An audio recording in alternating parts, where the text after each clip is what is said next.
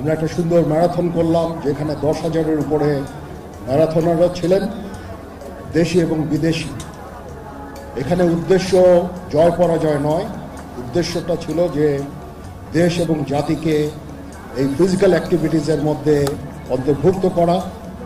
আমরা আজকে যে সাড়া আমরা পেয়েছি, আমরা অভিভূত, এবং ইনশাআল্লাহ পরবর্তীতেও আমরা এ ধরনের ম্যারাথন সংগঠিত করব। নেক্সট ইন্টারন্যাশনাল ম্যারাথন হবে 31শে জানুয়ারি 2026-এ ইনশাআল্লাহ। তাছাড়াও আমরা এ ধরনের ম্যারাথন বিভিন্ন বড় বড় শহর এবং জেলা শহরে আমরা করব।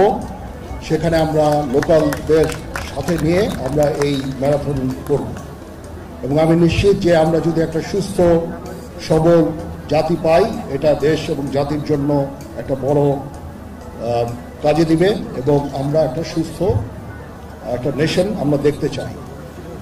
আমরা যখন মিলিটারি একাডেমিতে ক্যাডেট নেই, আগে যেরকম তাদের সুস্থতা ছিল, এখন সেরকম আমরা পাই না।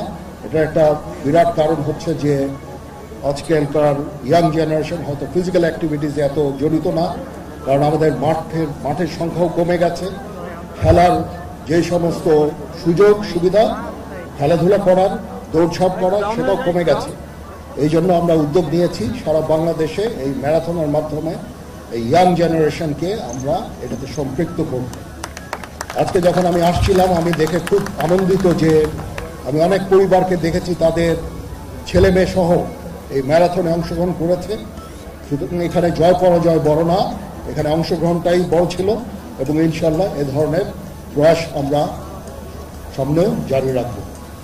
যারা আজকে পুরস্কার পেলেন তাদেরকে অভিনন্দন, যারা পুরস্কার পেলেন না তাদেরকে অভিনন্দন আপনাদের এই পার্টিসিপেশনের জন্য।